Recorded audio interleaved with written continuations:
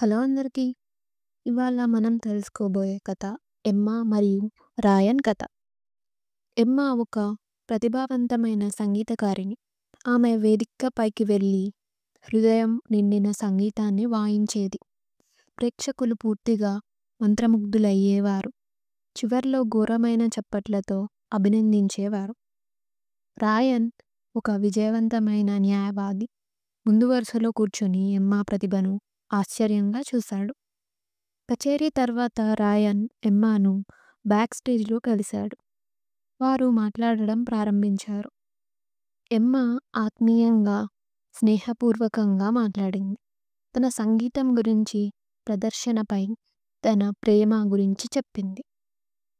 రాయన్ ఆమె ఉత్సాహానికి ఆకర్షితుడయ్యాడు.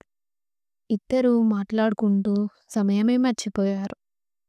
మాట్లాడుతూ ఎమ్మా తన అన్న అలెక్స్ గురించి చెప్పింది. 1 సంవత్సరం క్రితం అతను మరణించాడు. రాయన్ ముఖం ఒక్కసారిగా మారిపోయింది. అతను బాధగా కనిపించాడు. ఎమ్మా అడిగింది, మీకు ఏమైంది రాయన్? కొంచెం సందేహించి.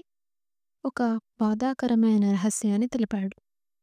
అలెక్స్ కేసులో తానే ప్రాసిక్యూటర్ అని, తన సాక్ష్యం అలెక్స్కి శిక్ష పడటానికి కారణమైందని చెప్పాడు.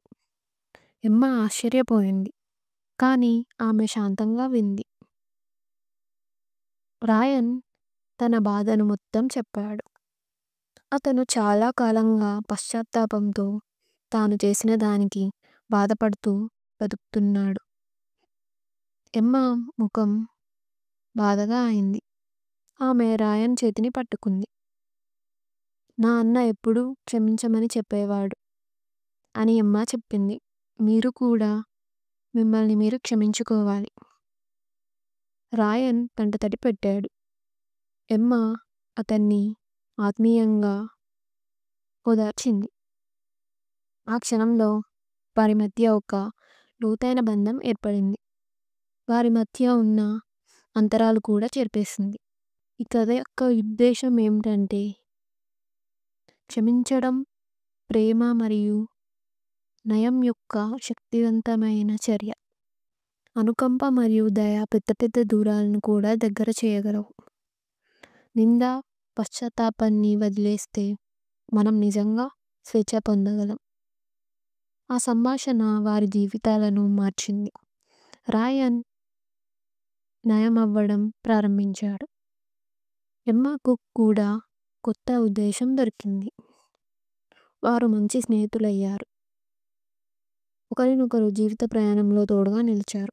థియేటర్ బయటకు వచ్చేసరికి సూర్యాస్తమయం అయింది.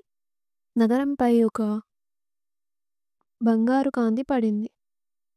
ఇద్దరూ నిశ్శబ్దంగా నడుచుకుంటూ ఆ క్షణాన్ని, వారి బంధాన్ని ఆనందించారు. ఈ కథ నచ్చితే లైక్ చేయండి, కామెంట్ చేయండి, సబ్స్క్రైబ్ చేయండి.